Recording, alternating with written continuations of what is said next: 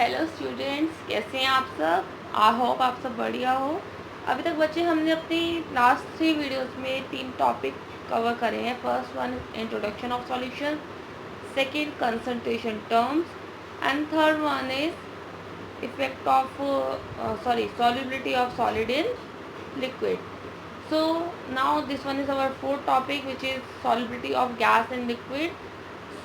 जैसे कि मैंने आपको पहले भी बताया था कि आपको साथ साथ अपने नोट्स बनाने हैं एंड अपने ही असाइनमेंट जो हैं उनको सॉल्व करना है। मैंने अभी तक आपको 2 असाइनमेंट्स दिए हैं। फर्स्ट आपका इंट्रोडक्शन टॉपिक पर था एंड सेकेंड आपका न्यूमेरिकल था, न्यूमेरिकल्स थे कंसंट्रेशन टर्म के टॉपिक पर। थर्ड असाइनमेंट आपको इस वीडियो के बाद मिलेगा, जो पूरा सॉलिबिलिटी टॉपिक के ऊपर होगा। ऑल ओवर सॉलिबिलिटी एक ही टॉपिक है, बट मैंने solid in liquid and gas in liquid दोनों को अलग अलग इसलिए किया था कि आप लोगों के साथ आप लोगों के माइंड में कोई मिस ना बने। ठीक है, अभी स्टार्ट करते हैं सॉलिबिलिटी। जैसे कि मैंने पहले आपको बता चुकी हूँ, मैं दोबारा रिवाइंड करती हूँ। जैसे अब हम बात करते हैं सॉलिड इन लिक्विड की, अगर तो वहाँ पे क्या था, solid in liquid, that means solid is consider as a solute and liquid will be consider as a solvent. तो यहाँ पे हम बात कर रहे हैं गैस इन लिक्विड की। नेचुरली क्लियर है ये बात कि गैस इन लिक्विड की बात हो रही है, तो यहाँ पर भी क्या होगा, gas will be consider as solute and liquid will also be consider as a solvent. तो बच्चे मेनली जितनी भी गैसेस होती हैं, most of the gases are soluble in water to some extent. मतलब कुछ ना कुछ रेशियो में, कुछ ना कुछ प्रोबेबिलिटी में जितनी भी गैसेस हैं वो सॉल्यूबल होती हैं वाटर में। मतलब gases are not totally insoluble in water, they are soluble but depend on their properties and their normal conditions. ठीक है, so the solubility of gas in water generally depend upon the following factors. अब हम factor देखते हैं जिसके ऊपर हमारी solubility depend करती है वाटर में। First one is nature of the gas. अब गैस का नेचर कैसा है। So the gases which are easily liquefiable are more soluble in water. मतलब जो गैसेस ईजिली लिक्विफाई हो जाती हैं वो वाटर में ज़्यादा सॉल्यूबल होती हैं। For example, we can see carbon dioxide is more soluble in water as compared to oxygen and nitrogen. मतलब ऑक्सीजन और नाइट्रोजन से ज़्यादा सॉल्यूबल कार्बन डाइऑक्साइड होता है वाटर में। बट ऐसा नहीं है कि ऑक्सीजन और नाइट्रोजन सॉल्यूबल नहीं होता, वो भी सॉल्यूबल होता है। पर कार्बन डाइऑक्साइड क्योंकि ईजिली लिक्विफाई हो जाता है, इसलिए इसको ज़्यादा सॉल्यूबल माना गया। सेकेंड प्रॉपर्टी है बच्चे temperature. So the dissolution of gas in water is exothermic process. Basically आपको ये चीज़ लर्न रखनी है या एक बार माइंड में ये कंसेप्ट क्लियर कर लो।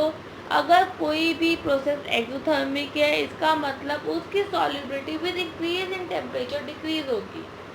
ठीक है, यहाँ पे भी हमारे जो सॉल्युबिलिटी है गैसेस की वाटर में, लिक्विड में, वो एक एक्सोथर्मिक प्रोसेस है। So hence the solubility of gas decreases with rise in temperature. जैसे जैसे टेम्परेचर बढ़ेगा सॉल्युबिलिटी कम होती जाएगी। थर्ड बच्चे pressure. Effect of pressure on the solubility of gas is explain by Henry law. Henry एक scientist का नाम है और उन्होंने जो लॉ प्रपोज किया था उसके अकॉर्डिंग हम इफेक्ट बताएंगे प्रेशर का।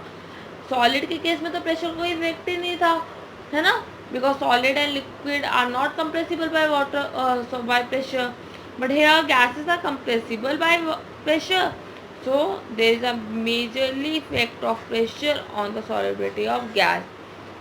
Henry's law से पहले मैं आपको 2 एग्जाम्पल दिखाती हूँ, मतलब लाइक पिक है। देखो बच्चे, यहाँ पे आपके सामने 2 बीकर्स हैं A एंड B। अब उसमें मतलब पिस्टन सेट करे हुए हैं, एक 2 लेयर्स बनी हुई है, above the liquid and below the liquid. अब देखो बच्चे, यहाँ पे क्या है, अबव द लिक्विड वेट मतलब प्रेशर रखा हुआ है कुछ। उसके बाद जो नीचे है वो है वेट, मतलब कितनी गैस डिजॉल्व हुई है। नीचे देखिए, effect of pressure on the solubility of a gas. The concentration of dissolved gas is proportional to the pressure on the gas above the solution. अब देखो जो कंसंट्रेशन है गैस की वो डायरेक्टली प्रोपोर्शनल है कि उस सॉल्यूशन के ऊपर कितना प्रेशर अप्लाई हुआ है। लाइक फर्स्ट वाले में देखिए आप सिर्फ सिंगल वेट रखा हुआ है, सिंगल प्रेशर दिया हुआ है। सेकेंड वाले में देखिए 3 अलग अलग मतलब डिफरेंट ब्रिक्स लगा के प्रेशर अप्लाई किया हुआ है। सो बी में जो कंसंट्रेशन है गैस की वो भी ज़्यादा है, देखो ब्लैक स्पॉट्स ज़्यादा दिख रही होगी बिल्कुल भरी भरी, और ए में कितनी फैली हुई है, दूर दूर है। ठीक है, इसके बाद एक और एग्जांपल देखिए, यहाँ पे आपको मोल फ्रैक्शन बताया HCl का साइक्लोहेक्सेन के सॉल्यूशन में। सो उसका जितना प्रेशर है उतना ही मोल फ्रैक्शन है, मतलब दोनों कॉन्स्टेंटली इंक्रीज हो रहे हैं। सो नाउ यहाँ पे देखो नीचे के लिखा हुआ है, ग्राफ है बच्चे, ये नीचे लिखा है experimental results for the solubility of HCl gas in cyclohexane at 293 Kelvin, the slope of the line is Henry's law constant। मतलब ये जो स्लोप है लाइन का ये हेनरी लॉ कांस्टेंट होगा।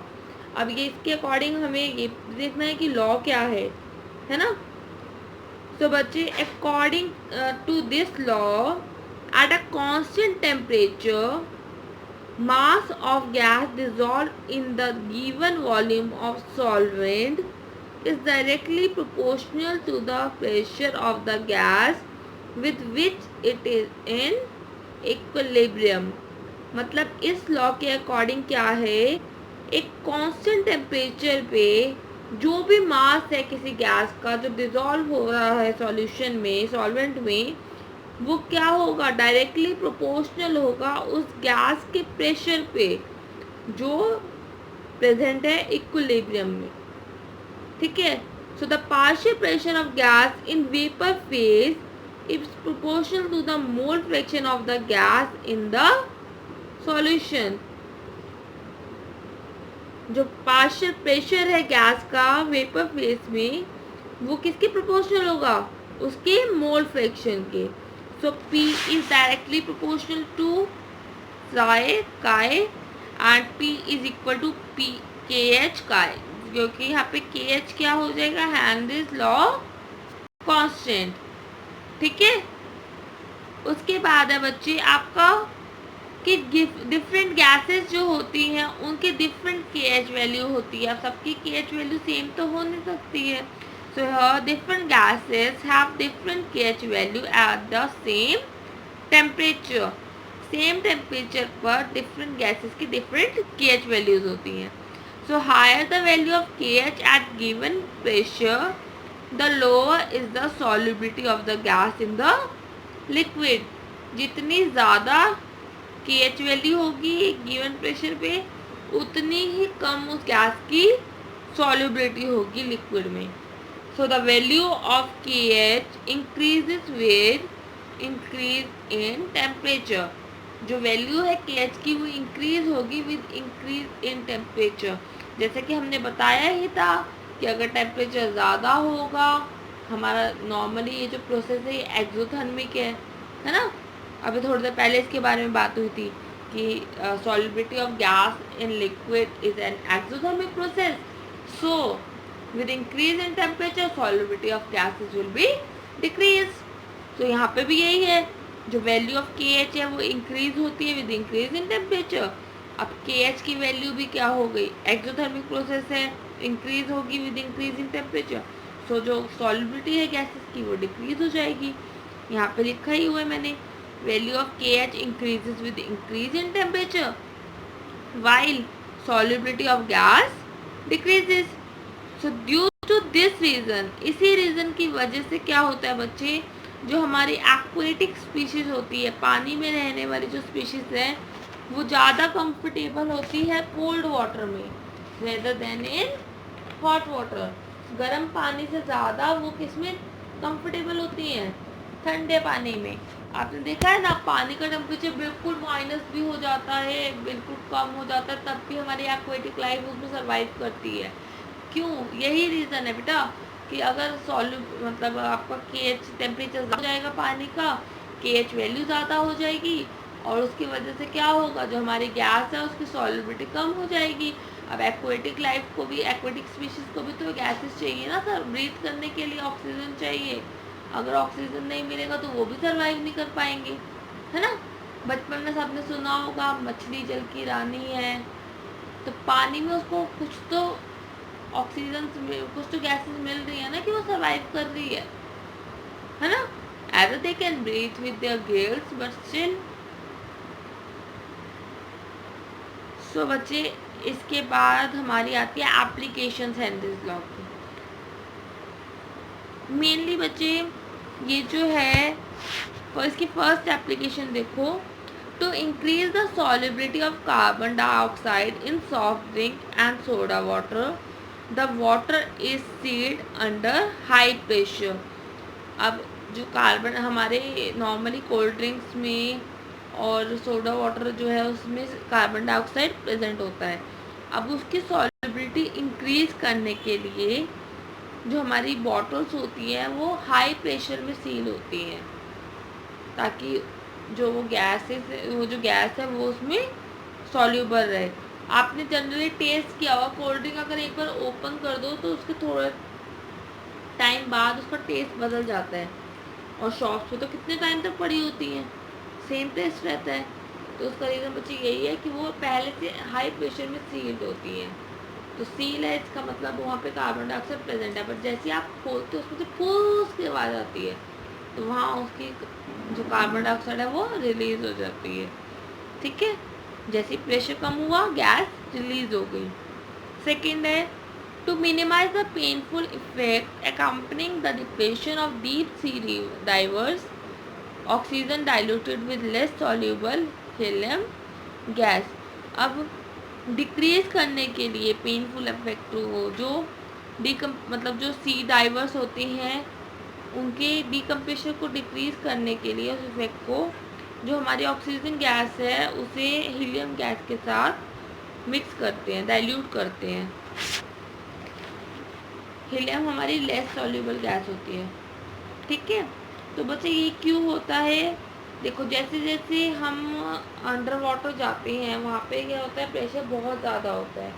तो जो जितने भी हमारे स्कूबा डाइवर्स होते हैं उनको सांस लेने में प्रॉब्लम होती है, क्योंकि जो हमारी गैस ब्लड के अंदर गैसेस होती है उसकी सॉल्युबिलिटी इंक्रीज हो जाती है। जब पानी के अंदर हाई प्रेशर में होता है, मतलब हम कोई भी इंसान जब हाई प्रेशर में होगा पानी के अंदर, तो प्रेशर ज़्यादा होगा तो सॉल्युबिलिटी भी तो इंक्रीज़ हो जाएगी ना। तो यहाँ पे जो गैसेस की सॉल्युबिलिटी होती है ब्लड के अंदर वो इंक्रीज़ हो जाती है, और जैसे जैसे सरफेस की तरफ जाते हैं प्रेशर डिक्रीज़ होता है। इसकी वजह से क्या होता है, जो डिजॉल्व गैसेस होती हैं वो रिलीज़ होने लगती है धीरे धीरे। अब जैसे जैसे वो रिलीज़ होती हैं वैसे वैसे वो हमारे जो ब्लड होता है उसके अंदर क्या करती हैं, बबल्स फॉर्म कर देते हैं नाइट्रोजन के, जिसकी वजह से हमारी जो कैपिलरीज हैं वो ब्लॉक होने लग जाती हैं और एक बहुत डेंजरस मेडिकल कंडीशन क्रिएट कर देती है। अब इस कंडीशन से बचने के लिए जो स्कूबा डाइवर्स होते हैं वो क्या करते हैं, अपने साथ ऑक्सीजन की, मतलब अपने साथ टैंक लेके जाते हैं जिसके अंदर हीलियम प्रेजेंट होता है। हीलियम लेस सॉल्युबल होता है ऑक्सीजन में, तो अब क्योंकि वो लेस सॉल्युबल गैस है तो जैसे जैसे प्रेशर बहुत ज़्यादा इंक्रीज होगा वो कम ही सॉल्युबल होगा, ज़्यादा नहीं होगा, है ना। तो कम सॉल्युबल होगा तो उसकी वजह से क्या होगा, नॉर्मली किसी भी पर्सन को, मतलब जो अंडर वाटर है वो नॉर्मल जब ग्राउंड रेंज पे आएंगे तो उनको प्रॉब्लम नहीं होगी ब्रीथ करने में। ठीक है, थर्ड पॉइंट है बच्चे, in lungs where oxygen is present with high partial pressure of oxygen to form oxyhaemoglobin. Oxyhaemoglobin releases oxygen for utilisation in cellular activities. अब हमारे जो लंग्स होते हैं वहाँ पे ऑक्सीजन जो प्रेजेंट होता है वो बच्चे विद हाई प्रेशर, मतलब उसके पास बहुत ज़्यादा पार्शियल प्रेशर होता है ऑक्सीजन का, तो वो क्या फॉर्म कर देते हैं, ऑक्सीहीमोग्लोबिन। अब जो ऑक्सीहीमोग्लोबिन है वो फर्दर ऑक्सीजन रिलीज करता है ताकि हमारी बॉडी की बाकी सेलुलर एक्टिविटीज हो सके। ठीक है। Then fourth one is in hilly areas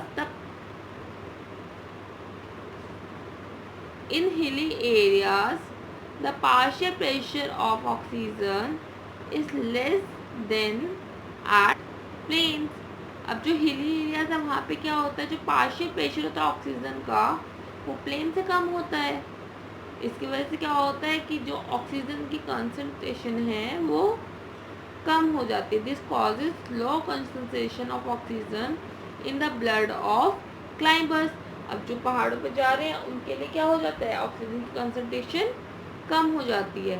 so low blood oxygen makes climbers weak and unable to think, leading to anoxia, a medical condition. अब जैसे जैसे ब्लड की कंसंट्रेशन कम, ऑक्सीजन की कंसंट्रेशन कम हो जाएगी ब्लड में, वैसे वैसे क्या होगा, जो क्लाइंबर्स हैं वो वीक हो जाएंगे और वो उनकी जो सोचने की पावर होती है, थिंकिंग पावर, वो कम हो जाएगी, जिसको हम क्या बोलते हैं, एनॉक्सिया। एनॉक्सिया एक डिजीज होती है जो due to lack of oxygen in brain create होती है। तो ये भी क्या है, एक मेडिकल कंडीशन है। ठीक है बच्चे, तो आपकी ये 4 मेन एप्लीकेशन थी हेनरीज लॉ की। सबसे पहले आपने देखा कि हेनरीज लॉ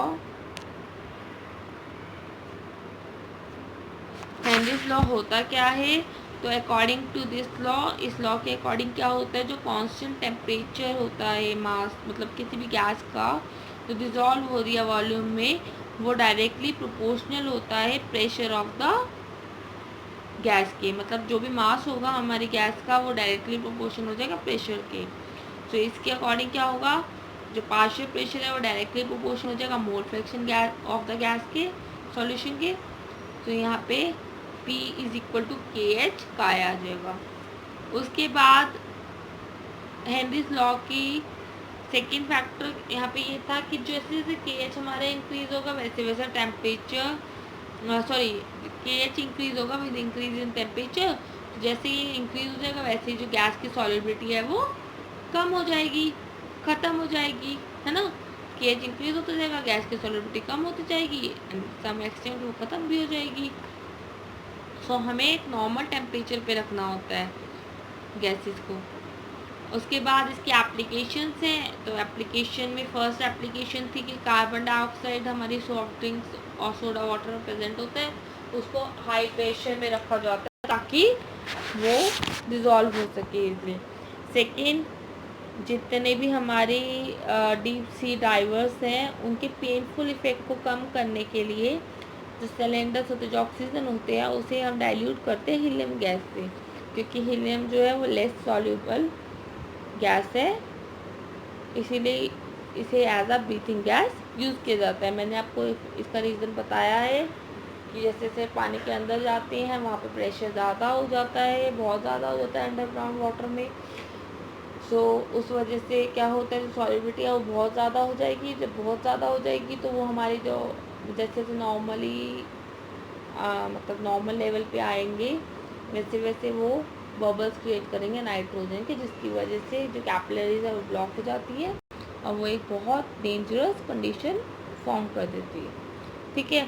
थर्ड पॉइंट था बच्चे, जिसमें हमारे जो लंग्स हैं वहाँ पे ऑक्सीजन प्रेजेंट होता है हाई पार्शियल प्रेशर से, तो वो फॉर्म कर देते हैं ऑक्सी हेमोग्लोबिन, और वो ऑक्सी हेमोग्लोबिन क्या होता है, फर्दर यूज होते हैं सेलुलर एक्टिविटीज़ में। एंड फोर्थ, हिली एरियाज में पार्शियल प्रेशर जो होता है ऑक्सीजन का वो कम होता है प्लेन से, तो इसकी वजह से लो कंसंट्रेशन जनरेट हो जाती है ऑक्सीजन की। एंड जैसे जैसे अब ऑक्सीजन जब ब्रेन तक पहुंचेगा ही नहीं तो एक सीरियस मेडिकल कंडीशन क्रिएट होती है जिसे बोलते हैं एनॉक्सिया। ठीक है। अब उसके बाद बच्चे हमारा आता है assignment. So first question is what is the effect of pressure on solubility. Solubility पे प्रेशर का क्या इफेक्ट पड़ता है। अब इसमें आप दोनों with respect to solid in liquid and with respect to gas in liquid दोनों पॉइंट्स को लेके आंसर देंगे। ठीक है। Second, Why the solubility of global salt Na2SO4.10H2O first increases up to 32.4 degree Celsius and then decreases. तो आपको इसको बताना है कि पहले ये सॉलिबिलिटी इंक्रीज हो रही है up to 32.4 degree Celsius temperature पे और उसके बाद कम हो रही है। थर्ड क्वेश्चन है बच्चे, at the same temperature hydrogen is more soluble in water than helium, which of them will have a high value of KH and why. मतलब सेम टेम्परेचर पे हाइड्रोजन जो है वो हीलियम से ज़्यादा सॉल्युबल है वाटर में, तो आपको बताना है किसकी KH वैल्यू ज़्यादा है और क्यों। ठीक है। फोर्थ क्वेश्चन है, state the formula relating pressure of a gas with its mole fraction in a liquid solution in contact with it. मतलब आपको एक फॉर्मूला लिखना है जिसमें जो प्रेशर है गैस का वो रिलेट हो रहा है उसके मोल फ्रैक्शन से। ठीक है। उसके बाद बच्चे फिफ्थ क्वेश्चन है, state Henry's law and write two application related to help in existence of aquatic life. आपको हेनरीज लॉ लिखना है और उसकी दो एप्लीकेशन लिखनी है जो रिलेट कर रही है एग्जिस्टेंस ऑफ मतलब एक्वेटिक लाइफ की एग्जिस्टेंस में। ठीक है बच्चे, तो आप ये असाइनमेंट सॉल्व करो और कोई डाउट होगा तो यू कैन आस्क।